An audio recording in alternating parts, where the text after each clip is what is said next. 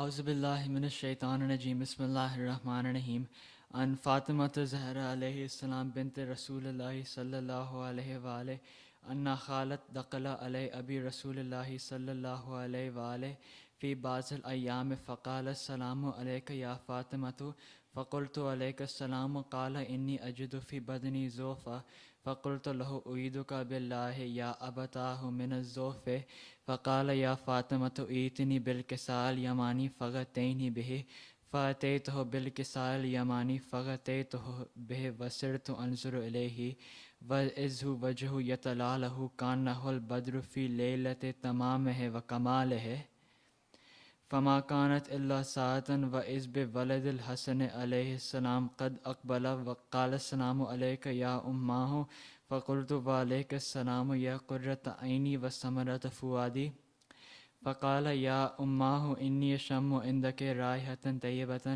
كأنها رائحة جدي رسول الله صلى الله عليه وآله فقلت نعم إن جدك تحت الكساء فأقبل الحسن نحو الكساء وقال السلام عليك يا جداه يا رسول الله أتأذن لي أن أدخل معك تحت الكساء فقال وعليك السلام يا ولدي ويا صاحب حوزي قد أذنت لك فدخل معه تحت الكساء فما كانت إلا ساعة وإذ بولد الحسين قد أقبل وقال السلام عليك يا أماه فقلت وعليك السلام يا ولدي ويا قرة عيني وثمرة فؤادي فقال لي يا أماه إني أشم عندك رائحة طيبة كأنها رائحة جدي رسول الله صلى الله عليه وآله فقلت نعم إن جدك وأخاك تحت الكساء فدنا الحسين نحو الكساء وقال السلام عليك يا جداه السلام عليك يا من اختار الله أتأذن لي أن أكون معكم تحت الكساء فقال وعليك السلام يا ولدي وشافع أمتي قد أذنت لك فدخل معهم تحت الكساء فأقبل عند ذلك أبو الحسن علي ابن أبي طالب وقال السلام عليك يا بنت رسول الله فقلت وعليك السلام يا أبا الحسن ويا أمير المؤمنين فقال يا فاطمة إني أشم عندك رائحة طيبة كأنها رائحة أخي وابن أمي رسول الله صلى الله عليه وآله فقلت نعم ها هما ولديك تحت الكساء فأقبل علي نحو الكساء وقال السلام عليك يا رسول الله وأتأذن لي أن أكون معكم تحت الكساء قال له وعليك السلام يا أخي ويا وسي وخليفة وصاحب البيت قد أذنت لك فدخل علي تحت الكساء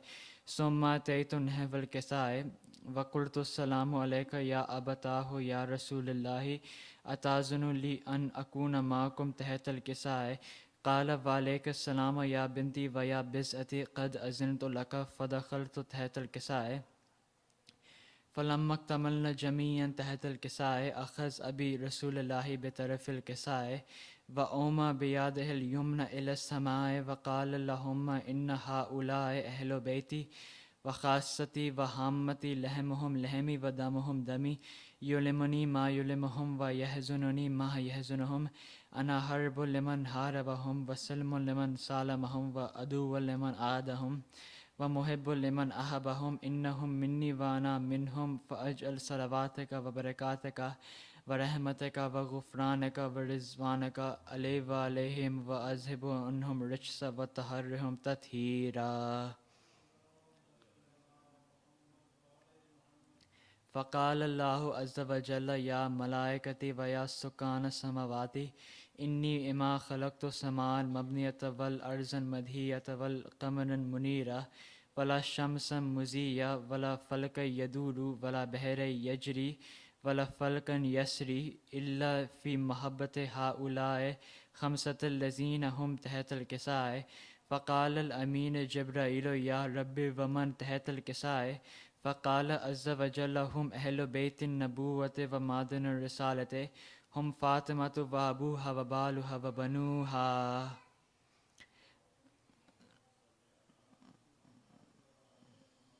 فقال جبرائيل يا رب أتأذن لي أن أهبط الأرض لكون معهم سادسا فقال له نام قد أذنت لك فابت الأمين جبرائيل وقال السلام عليك يا رسول الله العلي الأعلى يقرئك السلام ويخص بالتحية والإكرام ويقول لك وعزتي وجلالي إني ما خلقت السماء مبنية والأرض مدهية والقمر منيرة ولا شمسا مزية ولا فلك يدور ولا بحر يجري ولا فلك يسري إلا لأجلكم ومحبتكم وقد أذن لي أن أدخل معكم فهل تأذن لي يا رسول الله فقال رسول الله وعليك السلام يا أمين وحي الله فإنه نام قد أذنت لك فدخل جبرائيل معنا تحت الكساء فقال لي إن الله قد أوحى إليكم يقول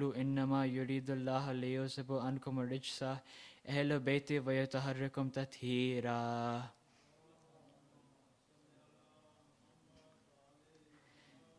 فقال علي الأبي يا رسول الله أخبرني ما لجلوسنا هذا تحت الكساء من الفضل عند الله. فقال النبي صلى الله عليه وآله والذي بعثني بالحق نبيا واصطفاني بالرسالة نجيا ما ذكر خبر هذا في محفل من محافل أهل الأرض وفيه جمع من شيعتنا ومحبينا إلا ونزلت عليهم الرحمة وحفت بهم والملائكة واستغفرت لهم إلا أن يتفرقوا.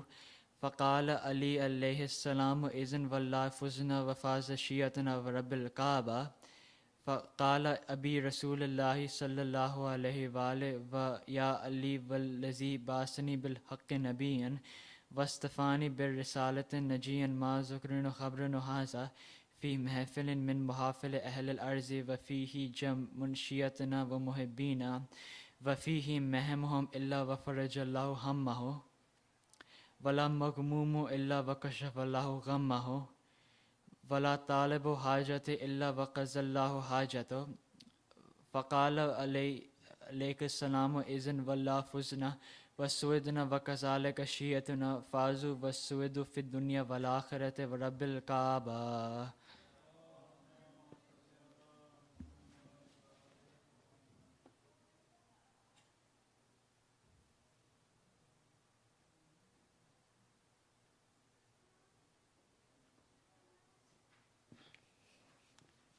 پر محمد والی محمد صلوات.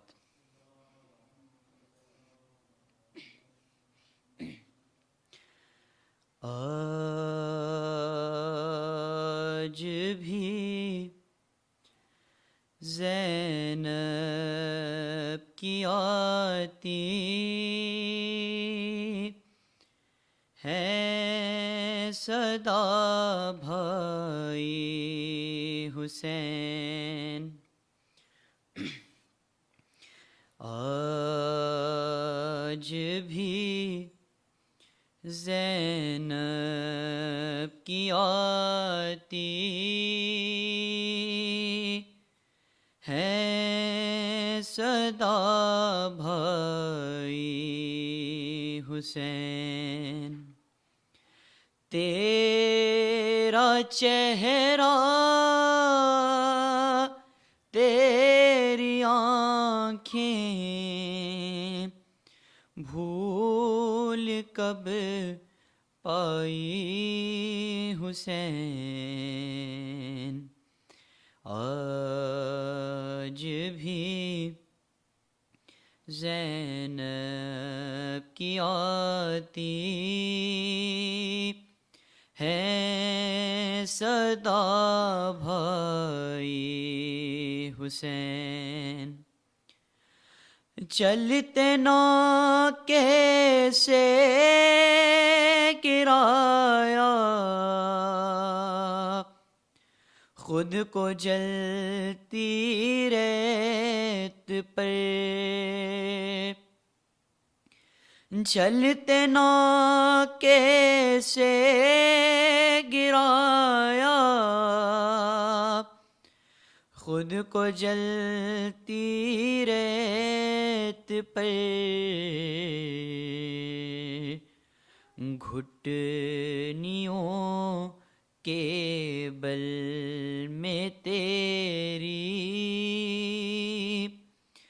لاش تک آئی حسین، آج بھی زینب کی آتی ہے صدا بھائی حسین، بس میں گھبرائی تھی خنجر تجھ پہ چلتا دیکھ کر، بس میں گھبرائی تھی خنجر تجھ پہ چلتا دیکھ کر، پھر کسی مشکل میں گر کر میں نہ گھبرائی حسین، کون تھا جو مرنے والوں میں نہیں تھا خوبرو، کون تھا جو مرنے والوں میں نہیں تھا خوبرو، بھولنے بیٹھی تو کس کس کی نہ یاد آئی حسین، بہہ رہے تھے آنکھ سے آنسو تیری رخصت کے وقت، بہہ رہے تھے آنکھ سے آنسو تیری رخصت کے وقت، پھر کوئی آنسو نہ تپکا آنکھ پٹھرائی حسین، تیرا چہرہ تیری آنکھیں بھول کب پائی حسین، آج بھی زینب کی آتی ہے صدا بھائی حسین، پر محمد وال محمد صلوات۔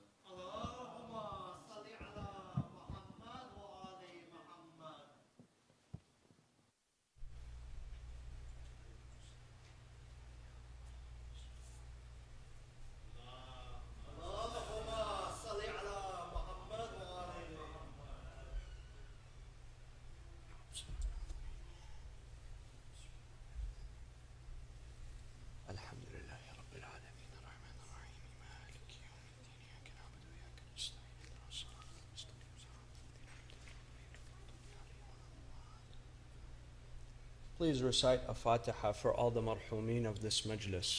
Bismillah ar-Rahman ar-Rahim. Alhamdulillah Rabbil Alameen ar-Rahman ar-Rahim Maliki yawmiddin Ihdina as-sirata al-mustaqim Ya Umm al-Banin.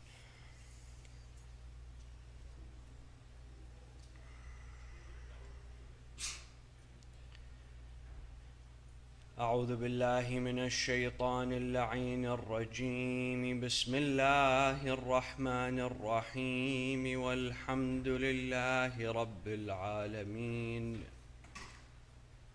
والصلاة والسلام على خير الأنام أبي القاسم المصطفى محمد. اللهم صل على محمد وآل محمد. وعلى أهل بيته الطيبين الطاهرين المعصومين المظلومين الكرام.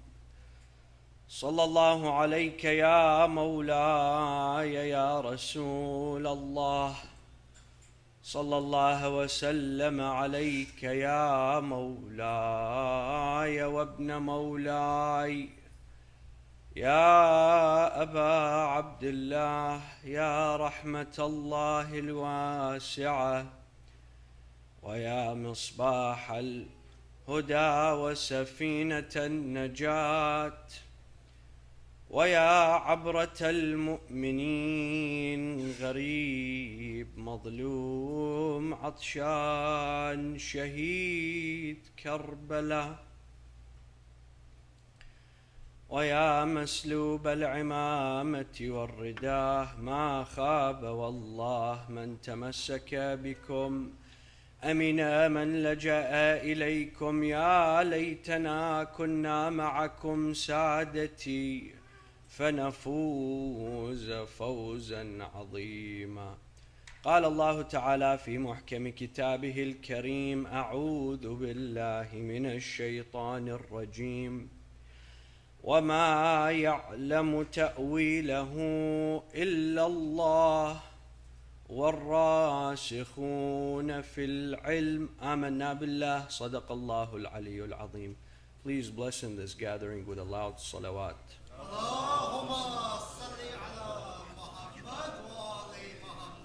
My dear loved ones, Assalamu alaikum wa rahmatullahi wa barakatuh. One of the most important components of building a structure is the foundation. When you begin constructing a building, you can't start from the roof, right? You can't start by placing windows. You have to start with the foundation. And the larger the structure, the more important it is. It requires a stronger foundation.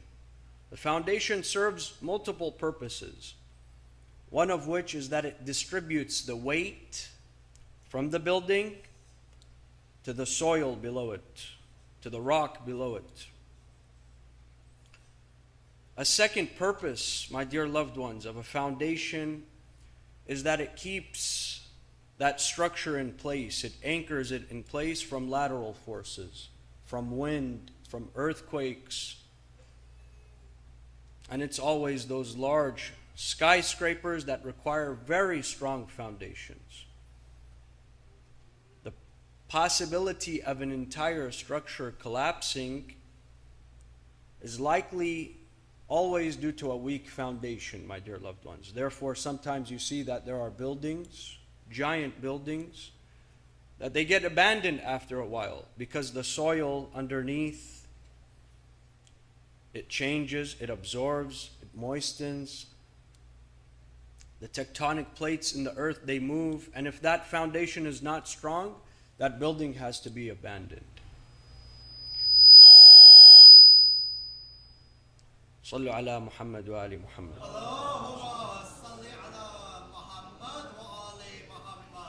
Allah subhanahu wa ta'ala in the Holy Quran, He gives us an example of individuals that are deeply rooted in a foundation of knowledge. الراسخون في العلم. And Allah explains to us that within the Holy Quran, within this miraculous text that He has given us, which is a text for every age and every era, it could be applied in every part of our life, applied to every part of our life. Allah has sent different kinds of verses. Muhkamat, those that are very clear, like قُلْ هُوَ اللَّهُ أَحَدٌ اللَّهُ الصَّمَدُ لَمْ يَلِدْ وَلَمْ يُولَدْ. Those are very clear. Say Allah is one. Allah is not born, nor does He have children. Allah does not die. Very clear. And then there are verses that carry multiple meanings. Muhkamat wa mutashabihat. Those mutashabihat that carry multiple meanings are like when Allah subhanahu wa ta'ala says in the Holy Quran, Yadullah fawqa aydihim. O you Prophet, those that give you bay'ah, pledge allegiance to you, Allah's hand is on top of their hand. Verses that talk about wajhullah, that describe wajhullah, God's face. Ar-Rahman ala al-arsh istawa, the most merciful, He sits on His throne. So those that don't follow the school of the Ahlul Bayt alayhimus salam, they take a literal translation of these ayat. They say God has hands, God has a body. If He has a throne, He has to sit on that throne. How can you sit on a throne? You have to have a body. God has a face. And this is part and only some of the great repercussions if you deviate from the path of Muhammad and Al Muhammad.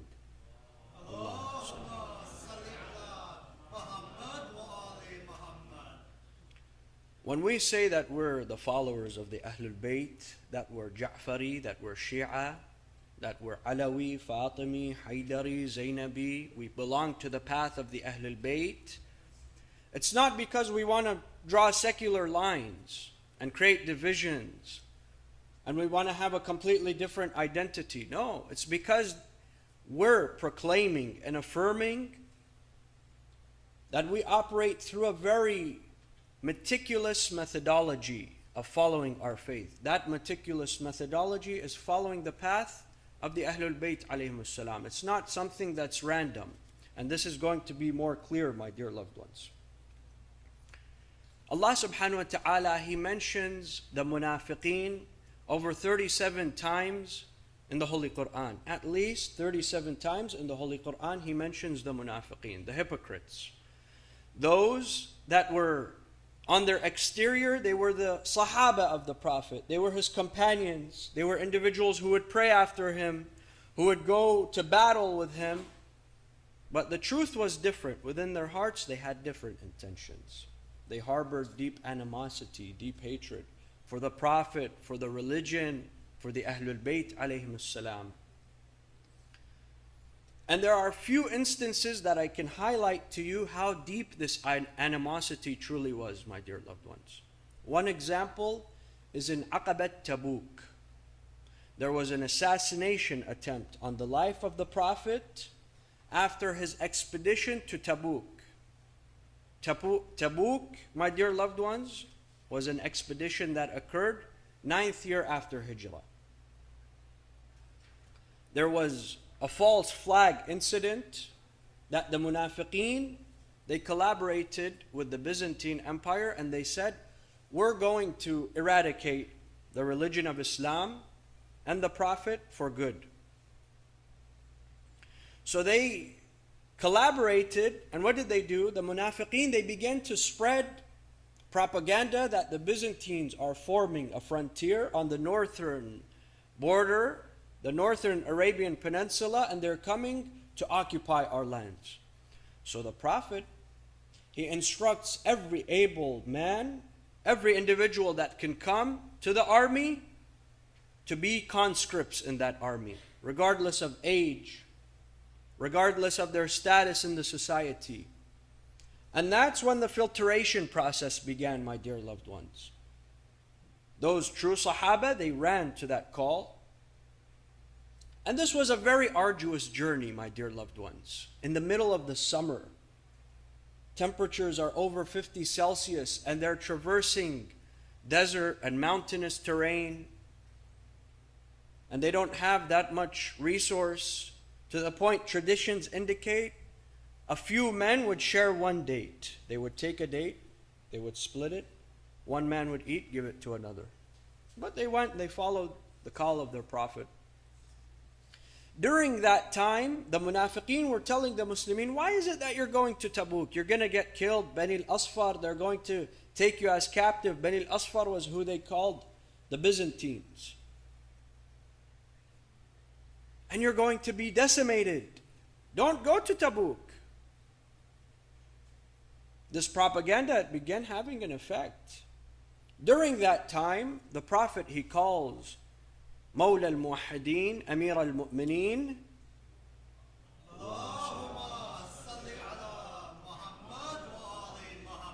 Please, a louder salawat for the honor of Imam Ali.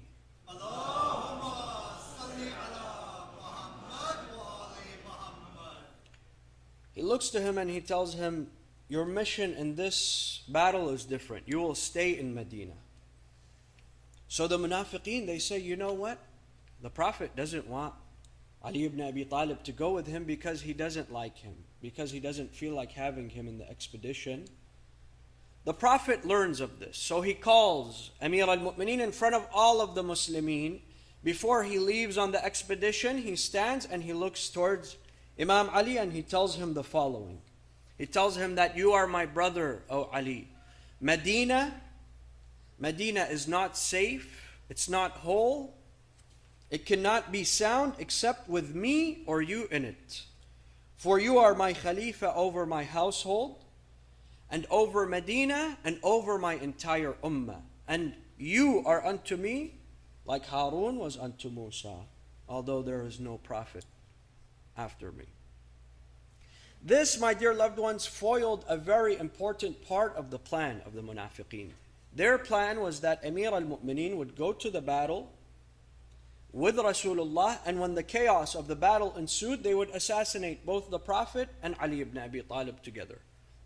And this is what historical narrations indicate, my dear loved ones, in both Sunni and Shia sources. So the plan was foiled.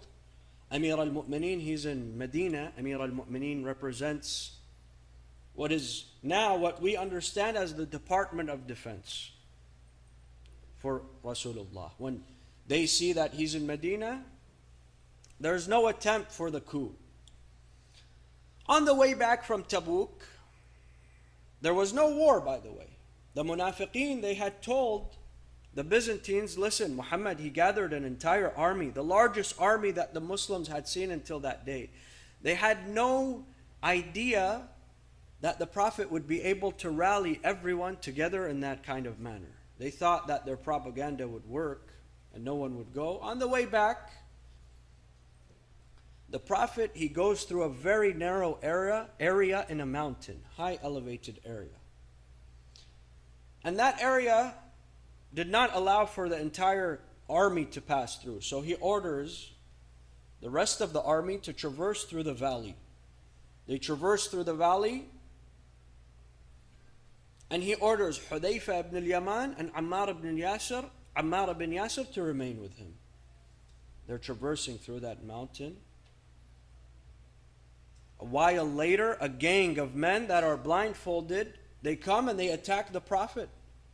They come with an aggressive manner in a way that they try to push the Prophet over the cliff of that mountain. Assassinate the Prophet. The Prophet is angered when he sees this. He tells Hudayfa, strike their mounts. He strikes their mounts, they leave in cowardice and they run. So later the Prophet tells Hudayfa, did you see who they were? No, their faces were covered. He says, but I recognized their mounts. I recognized their horses. The Arabs, they knew their horses, the horses of their friends. It's just like one of you would recognize your friend's car or your parents' car or your cousin's car in traffic. If you have a close relationship with someone and you know how their car looks, you'll be able to identify it in traffic. Same scenario. The Prophet says, Hudayfa, don't expose who they were. But here's your order. If you ever witness their janazah, don't pray on their bodies. That will be your way to show the companions who these men were. Go and look at the names in that list, my dear loved ones, of the individuals, the 14 individuals that attempted to assassinate the Prophet in his life. In Sunni sources, 14 individuals. I won't mention the names. You have to go and do your homework. I'll tell you one thing that's very interesting, however. One day, after the companions see that Hudayfa and Ammar, they don't pray on this body and that body and that body, one day Umar comes to Hudayfa and says, Hudayfa, was I on that list of individuals that the Prophet asked for you not to pray on their bodies? I won't tell you how to think about that. You think for yourself. The only thing I'll ask you is, as an innocent person, would they ask such a question? Hey, am I innocent? Something very interesting to keep in mind, my dear loved ones.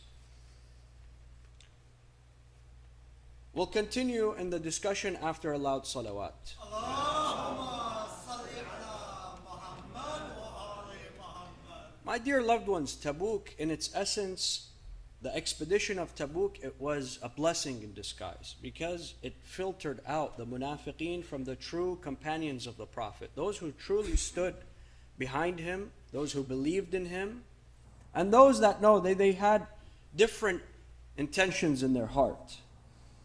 And not only this, Tabuk was a way for the Prophet to establish deterrence as well against the Byzantines, that they knew if there's a threat that we're going to conquer Medina, Muhammad is going to repel us with a great force. So it was a blessing in disguise, my dear loved ones.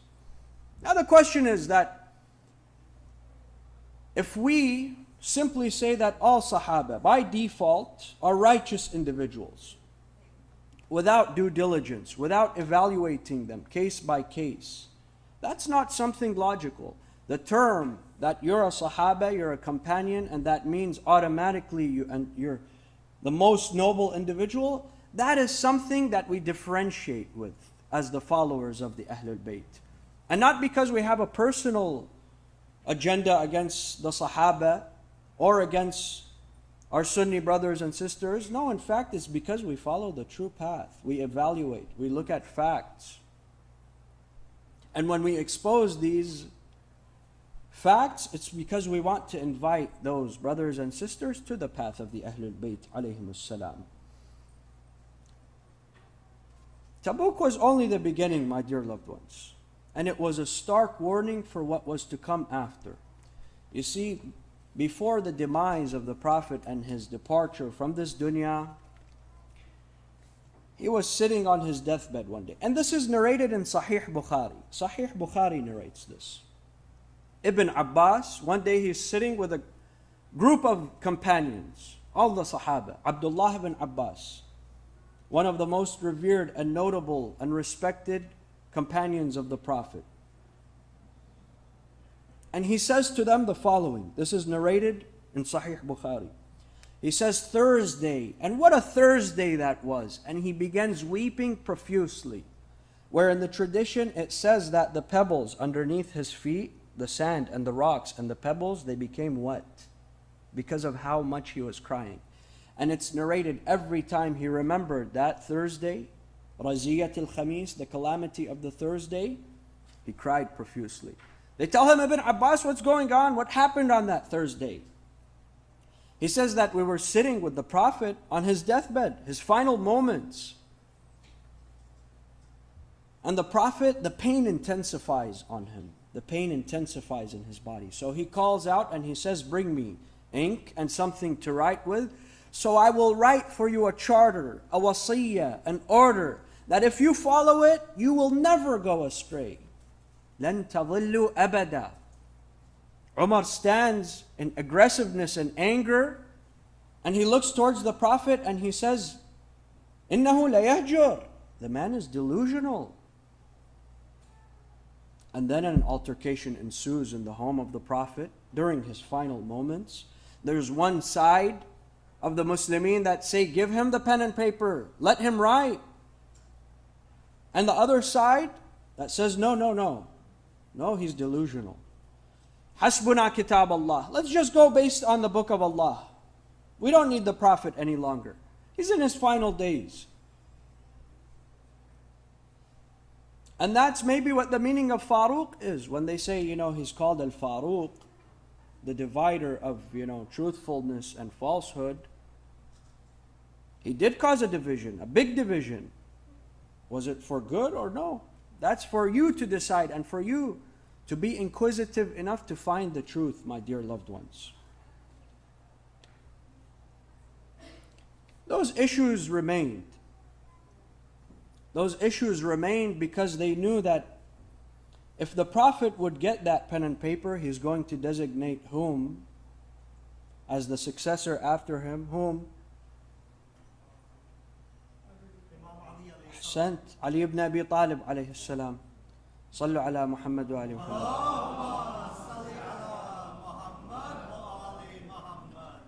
After that, a new battle began.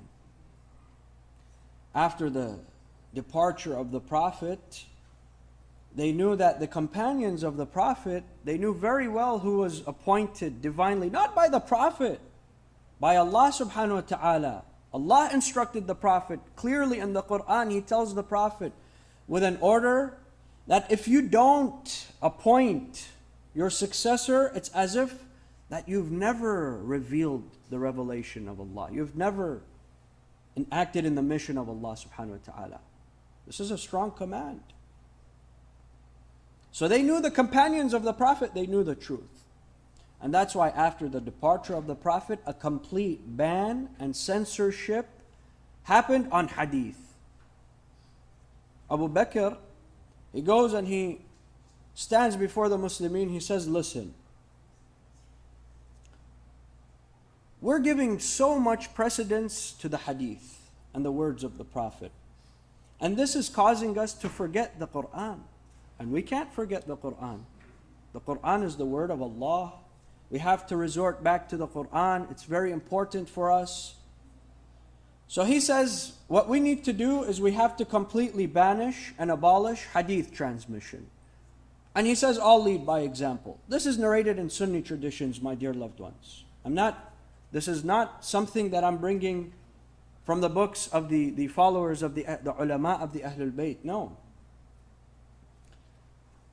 He says that I'll lead by example, and he takes a collection of his personal hadith, over 500 hadiths, and he tosses it in a giant fire and he sets it ablaze. And the rest of the Muslimin, a lot of them, they follow.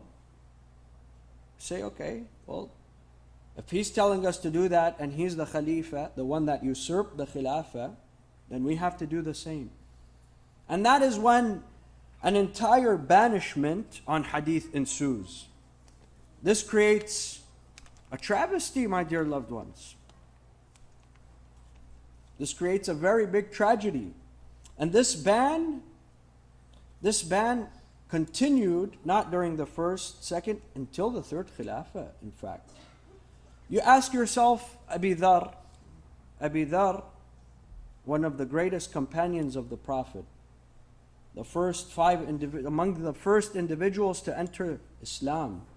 Do you guys know where Abi Dhar is buried? Where is Abi Dhar buried?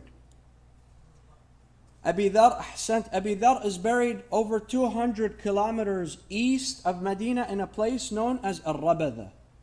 A desolate place in the middle of the desert that people today, they don't even live there. It's unlivable. Why was Abi Dhar banished to Al-Rabada? Because during the time of Uthman, he continued to transmit hadith, and this was not the only thing that he did. In fact, he went and he exposed the nepotism and the fraud that was occurring between Uthman and his relatives of Bani Umayyah. And he would go and he would expose the truth, to the point that they said, you have to leave. Uthman conspires with Muawiyah. I'll send him to Sham. Muawiyah says, no. Send him elsewhere. They send him to Rabada, in a desolate place, because he spoke the truth, because he exposed the truth. There was no one that was allowed to speak to Abi Dhar, and everyone was prohibited with walking to him from Rabada to Rabada. Amir al-Mu'mineen alayhi salam, he comes with his two sons, al-Imam al-Hasan wal-Imam al-Husayn alayhim salam, and they accompany Abi Dhar and walk with him. So he does not walk alone. And this is what your Mawla, Amir al-Mu'mineen, he says about Abi Dhar. He says, Abi Dhar, they feared you because you exposed them, and they feared you because you threatened their dunya. This dunya that they were so attached to, that they loved, leadership, positions, wealth. You exposed that, and therefore they were fearful of you. That's why they banished you. It's not that we have some kind of hatred towards the Sahaba, no. But we have to go and evaluate the life of each one. Being a Sahabi is not just a pass into heaven. That I'm a companion of the Prophet and regardless of what I did in my life, I get to go to heaven and I'm someone that's honorable and dignified in the community. This is not, my dear loved ones, this is not a logical way to even understand our faith. So now you may ask yourself, well, Sayyid, if all of this is in Sunni books and Sunni tradition, does that mean if they look to their own tradition, they'll find the truth? Absolutely. Absolutely they will. But only after years and deciphering the fabrication that occurred in those books. There was a cross-engineering of the truth, a reverse engineering of the truth in Sunni books and Sunni traditions, my dear loved ones. I'll give you 3 individuals. Those individuals are case studies for you to go and look at the damage that they had in Sunni tradition after a loud salawat.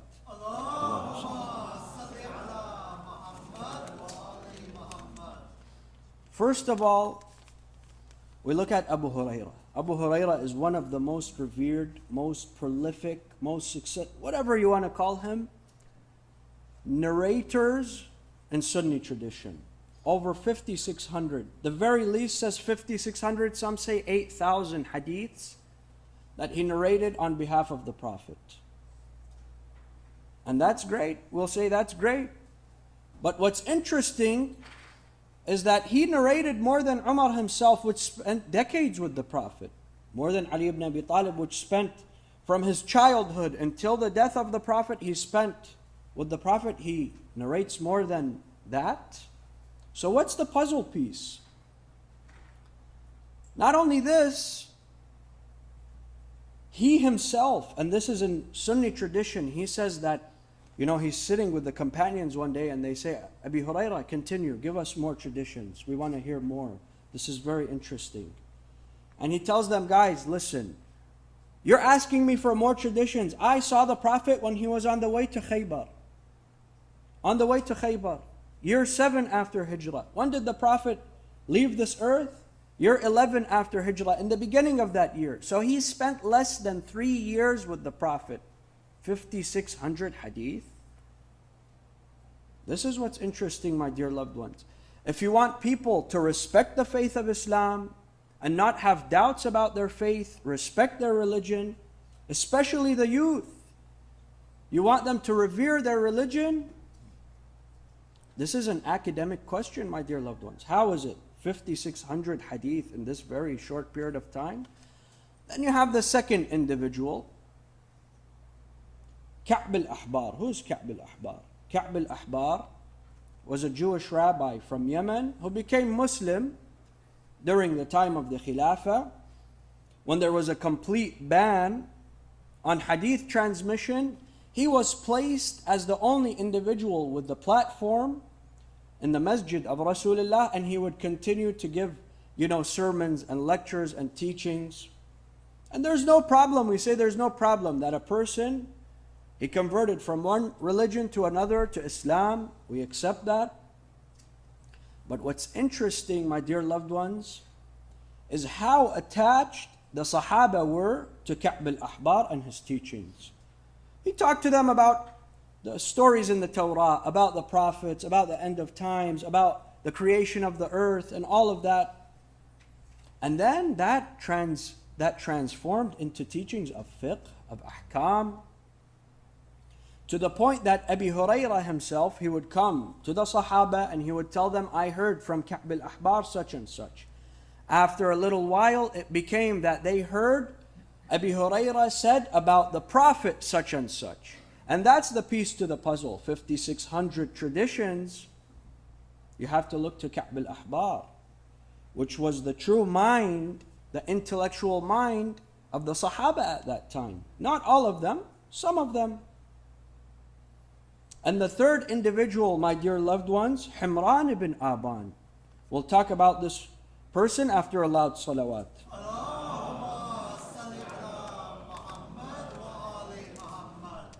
Himran ibn Aban, my dear loved ones, by far is the most interesting character, as part of that case study. Humran ibn Aban was part of a group of 40 children that were captured in the conquest of Iraq by Khalid ibn al-Walid. Khalid ibn al-Walid, he goes to Ayn al-Tamr, which is outside Karbala. He sees a temple.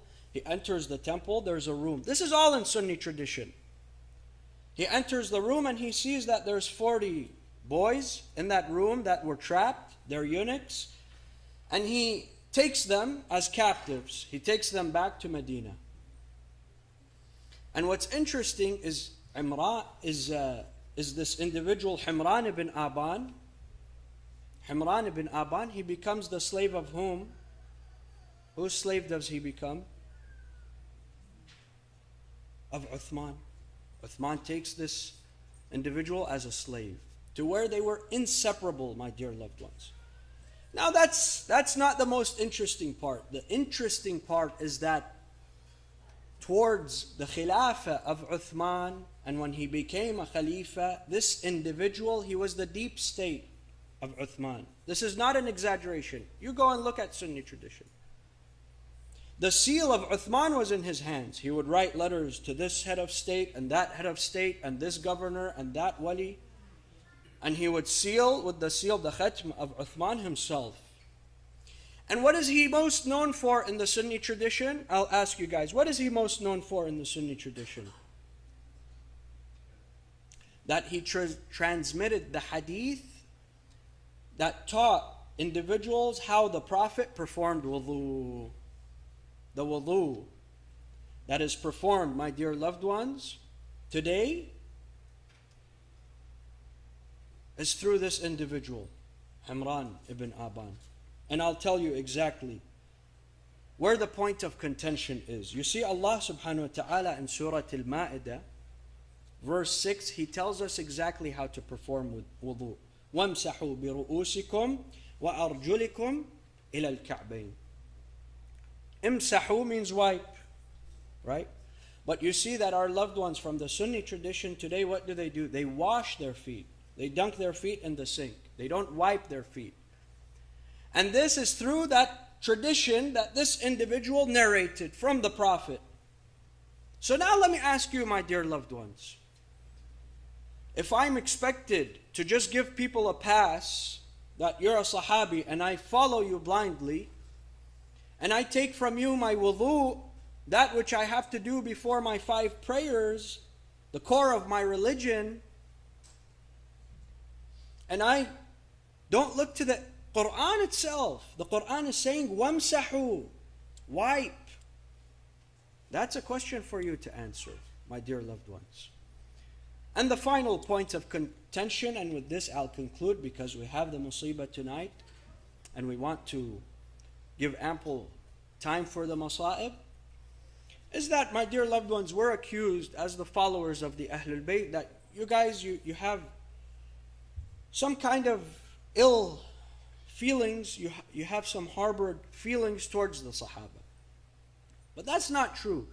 In fact, we don't operate by a double standard. What do I mean by that?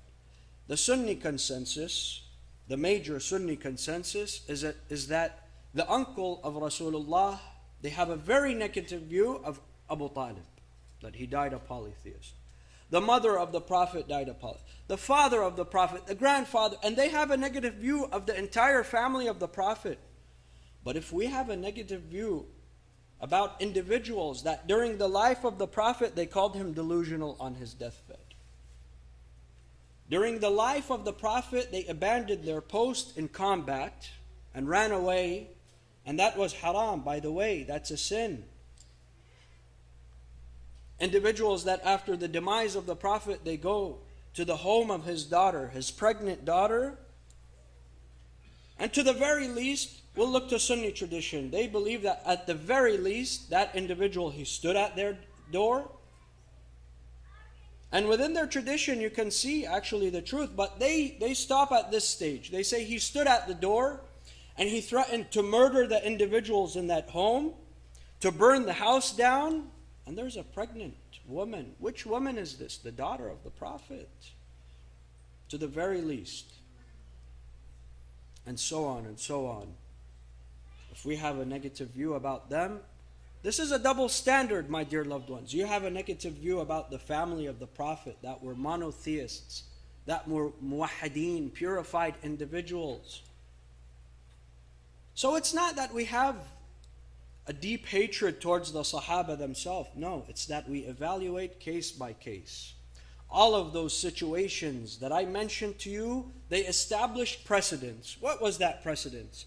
That the term Sahabi is not something that gives you a pass, that you're honorable, that you're dignified, that automatically I have to run after you. No. We evaluate case by case basis and we find the truth. And they can do the same to the Ahlul Bayt. Go and evaluate the life of the Ahlul Bayt. You'll actually be guided towards the truth. Go and evaluate their life. See how they lived. That's why people ask, my dear loved ones, some people may ask, well, Sayyid, why is it that Amir al-Mu'mineen, he did not go and chase after Khilafah? You know why? I'll tell you why. And this is not my words. This is narrated by As-Suyuti, Ibn al-Athir, Ibn Asakir, all of the largest and most revered Sunni historians. They narrate this hadith. One day the Prophet, he tells Amir al-Mu'mineen, he tells him, Ali, your status, you are like the Kaaba. They come to you, you don't go to them. If they come to you and offer you the Khilafah, you take it. But you don't go to them and you don't ask them for the Khilafah. It's as clear as day, my dear loved ones. The question arises, how could those people, lead to mutilating the grandson of their Prophet? We understand, that there is a group of us that tomorrow we're going to be heartbroken. Our hearts will be shattered into a billion pieces over the tragedy that occurred in Karbala. Another group, they're going to fast, they're going to have Eid. This is the day that Allah sent the victory of Musa, and the day that Allah sent the victory to Nuh and to Yunus, and to all of the victories in the entire human history occurred on Ashura. What a coincidence. Look to the traditions of your Prophet, my dear loved ones. He that said, Husaynu minni wa ana min Husayn. Husayn is of me and I am of Husayn. That's why these individuals were so ruthless, because they did not follow the path that they had to follow. Sayyid, we understand that, Abu al-Fadl al-Abbas, he was a combatant. Al-Imam al-Hussein was a combatant. They killed them. And then you ask yourself, what about a 6-month-old child, an infant? This infant, what was his crime? That they take a 6-month-old child and they mutilate him. Please turn off the lights, my dear loved ones. When you look to that dark history, that dark reality, first of all, you understand the ni'mah in your life. The ni'mah of these majalis. When you feel that you might be forced to come to this majlis and you don't know why you're coming, now you know why. Because you stand on haqq.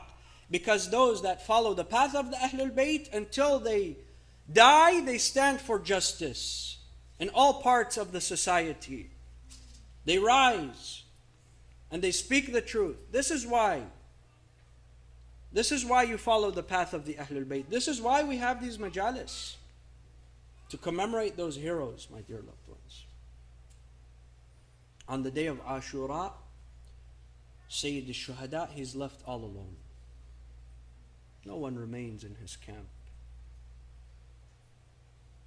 He looks around, he sees all the bodies of his companions, the bodies of his kin. Abu al-Fadl al-Abbas is on the Alqami. Ali al-Akbar and Qasim, their bodies are side by side in the tents. And then he stands, my dear loved ones, and he calls out, هل من ناصر ينصرنا هل من ذاب يذب عنا. Is there anyone to come to the aid of the family of your Prophet?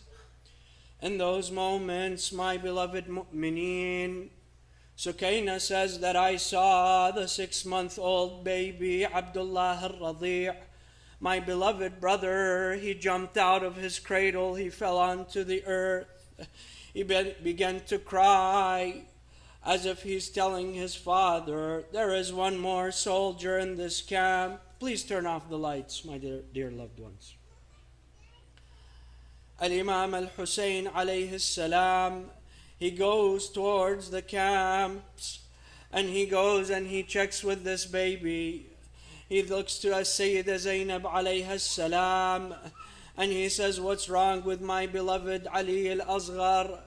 She tells him, Mawla, this child has not drinking any water for 3 days. He's dying of thirst. His mother cannot breastfeed. She's dying of thirst. Go and see if those enemies of Allah would give him a drop of water. Al-Imam al-Hussein alayhi salam, he takes his beautiful child, this 6-month-old infant, puts him under his aba. He does not ride his horse. He walks towards the enemies. They know that he has not come to fight. My dear loved ones, he's shielding him from the sun. This boy is so thirsty. Allahu Akbar. Beloved mu'mineen, Al-Imam Zayn al-Abidin, he continues to call to Al-Mukhtar al-Thaqafi after the battle of Ashura. He tells him, I want you to arrest Harmala. Continuously, he calls his men, have you arrested Harmala? No, Mukhtar, we haven't.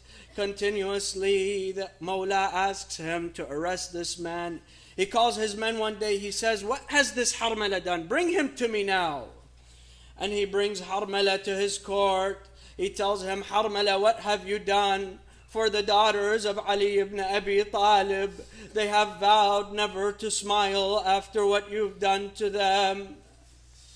He sits in that court. He says, I fired multiple arrows on the day of Ashura. I don't want to talk about it. He tells him, you will talk and you will confess. I'm going to take justice either way. You're going to confess. He tells him, O Amir, the first arrow, I shot it into the eye of Abu al-Fadl al-Abbas.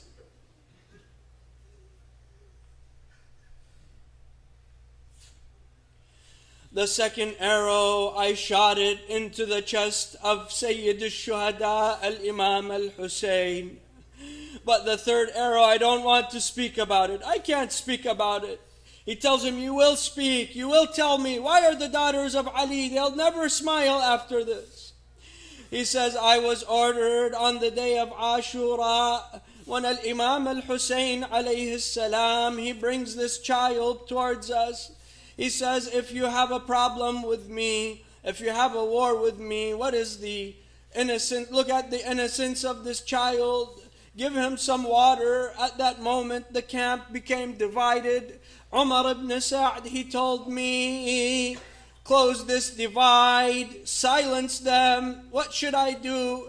He says, I took a 3-sided arrow and I loaded it into the arrow, the bow. I saw the neck of this child so pure and so white. I aimed for the neck of that child and I shot him in his throat. I severed the throat of this child from his jugular to his jugular. My dear loved ones, this is the night of Ashura. You have to weep tonight. Sheikh Ja'far al-Tustari, one of the greatest ulama, he says, one act in my life, it let me know that I was a mu'min. I always engaged in salah, ziyarah, hajj my entire life. But at the end of my life, I knew I was a mu'min when I heard the tragedy of al-Imam al-Hussein and I would weep for him. That's when I knew I was a mu'min. Allahu Akbar. In those moments, al-Imam al-Hussein, his child begins to flutter. Harmala says, I saw that child begin to flutter. He ripped the blanket that was holding him. Al-Imam al-Hussein, he places his hands under the throat of this child. He tosses that blood into the sky. Not one drop descends towards the ground. He looks to Allah and he says, "Oh Allah, what gives me comfort is that you are witnessing what is happening. Oh Allah, witness upon this qawm." He takes this boy back to the camps. Sukaina comes back to her father. "Oh Father, Ali is no longer crying. Have you given him some water?" Allahu Akbar. He tells her, "Sukaina, sit with me for a moment." He tells her, "Sukaina, where is your uncle Abbas?" She says, "He is on the Alqami. His palms are severed there." He tells her, "Where is Ali al-Akbar?" "He's lying beside Qasim in the tent." "Where are the companions?" She says, "They are all martyred." He tells her that your beloved brother Ali al-Asghar has been martyred. أين المنادي وسيداه وعلياه وشهيداه ومظلوماه.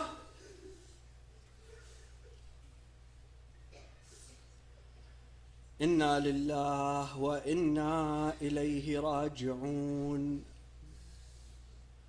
وسيعلم الذين ظلموا أي منقلب ينقلبون والعاقبة للمتقين. My dear loved ones, raise your hands in dua. Raise your hands and let us beseech Allah. Let us beg Allah subhanahu wa ta'ala in the names of those that He loves the most, in the name of Fatima and her father and her husband and her two sons. Oh Allah, we ask you to grant us all of our hajat.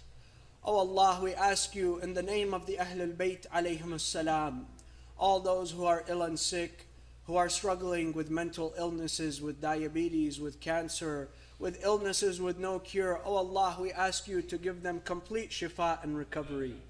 Oh Allah, we ask you in the name of the Ahlul Bayt to continue guiding us on the path of the Ahlul Bayt. Oh Allah, we ask you until our final breaths, until the final moments of our life, in the name of Sayyid al-Shuhada, allow us to continue the servitude of Sayyid al-Shuhada. وإلى أرواح المؤمنين والمؤمنات نهدي ثواب سورة الفاتحة مع الصلوات. اللهم صل على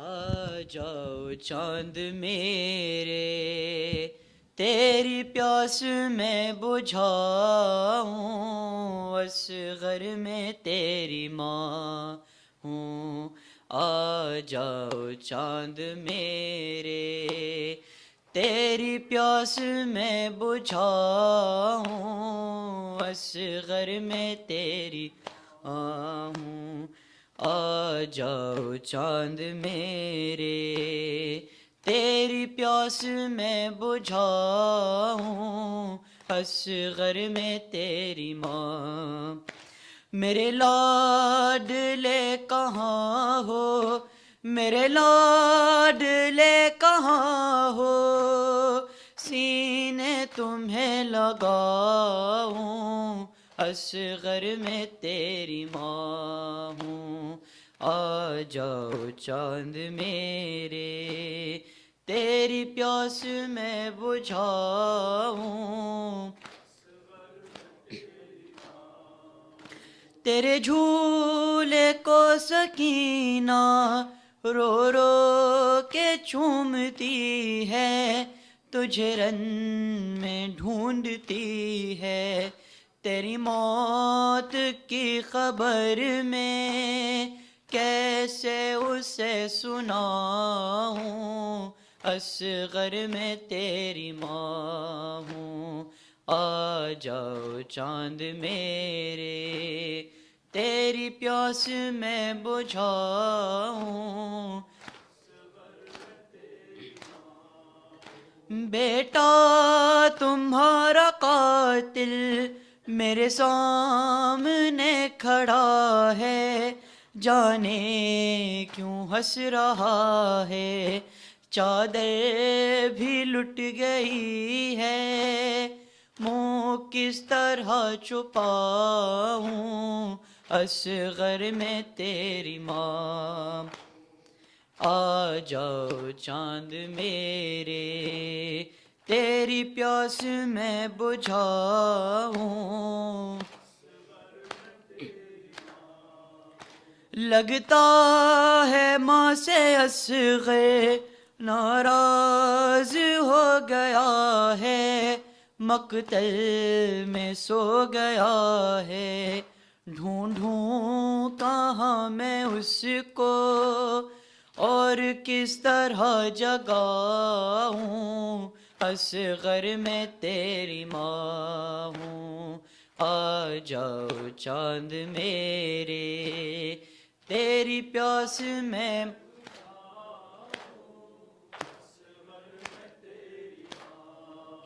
मेरे लाडले कहाँ हो, मेरे लाडले कहाँ हो, सीने तुम्हें लगाऊं असग़र में तेरी माँ हूँ।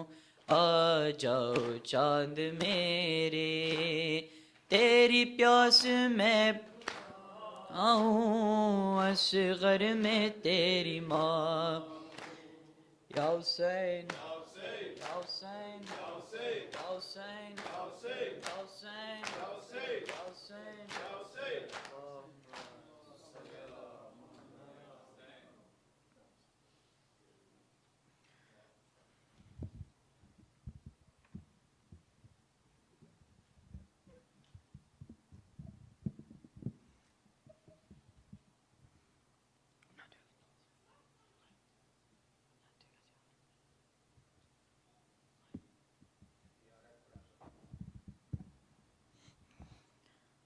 When Fatima came to Karbala, Zainab said, "Do not look, Ya Zahra.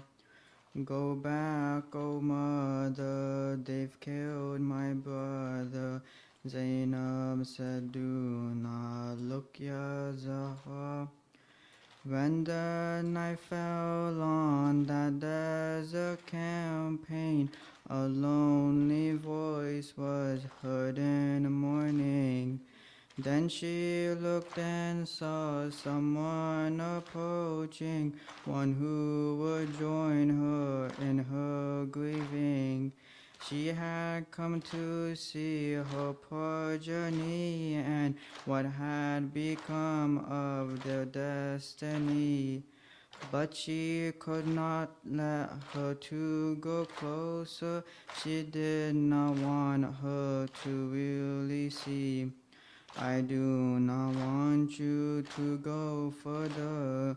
You will only see pain and horror." Body with no head, 72 dead. Zainab said, "Do not look, Ya Zahra." When Fatima came to Karbala, Zainab said, "Do not look, Ya Zahra. Go back, O mother, they've killed my brother." Zainab said, "Do not look, Ya Zahra. Before you were born, my loving daughter, I was shown this by your grandfather. He told me what was to be for my son and how it would be a tragedy. My brother told me of this day as well. I knew what was to become of me.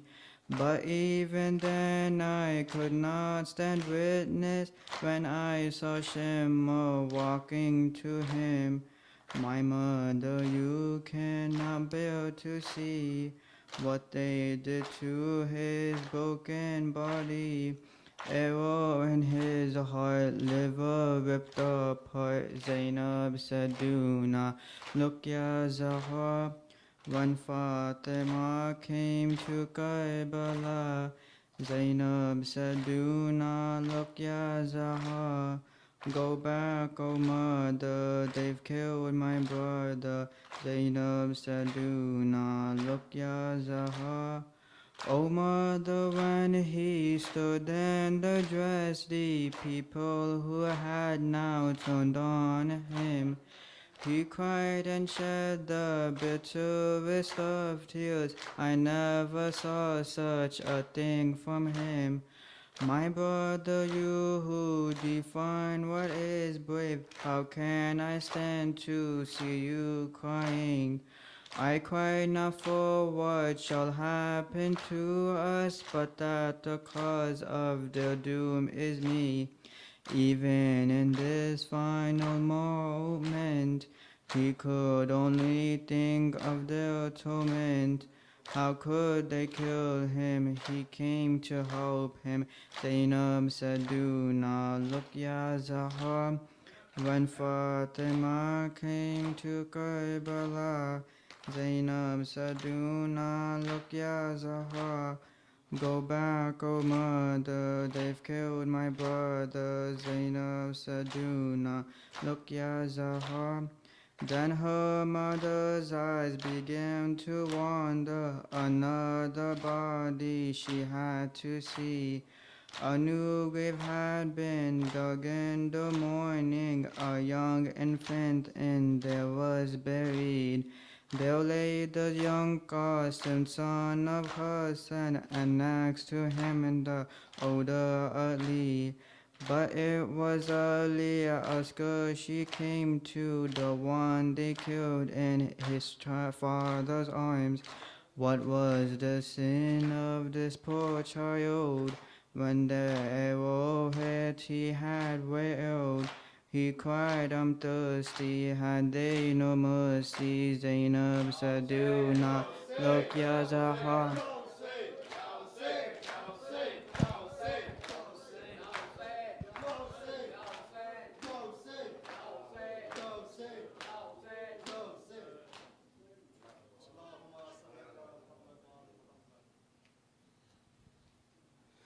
بسم الله الرحمن الرحيم اللهم صل على محمد وعلى محمد السلام عليك يا رسول الله يا نبي الله السلام عليك يا أمير المؤمنين يا علي بن أبي طالب السلام عليك يا فاطمة الزهراء يا سيدة نساء العالمين السلام عليك يا حسن بن علي المجتبى السلام عليك يا أبا عبد الله يا حسين بن علي الشهيد بكربلاء ورحمة الله وبركاته السلام عليك يا إمة المسلمين علي بن حسين زين العابدين محمد بن علي الباقر وجعفر بن محمد الصادق وموسى بن جعفر القاسم وعلي بن موسى الرضا ومحمد بن علي الجواد وعلي بن محمد الهادي وحسن بن علي أيها الزكي العسكري ورحمة الله وبركاته السلام عليك يا حجة بن الحسن يا صاحب الأسر والزمان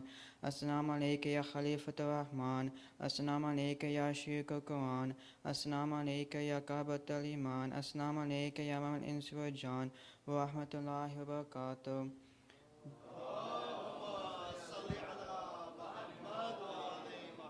بسم الله الرحمن الرحيم اللهم قل وليك الحجة ابن الحسن صلواتك عليه وعلى آبائه في هذه الساعة وفي كل ساعة وليا وحافظا وقائدا وناصرا ودليلا وعينا حتى تسكنه عزك طوعا وتمتعه فيها طويلا برحمتك يا أرحم الراحمين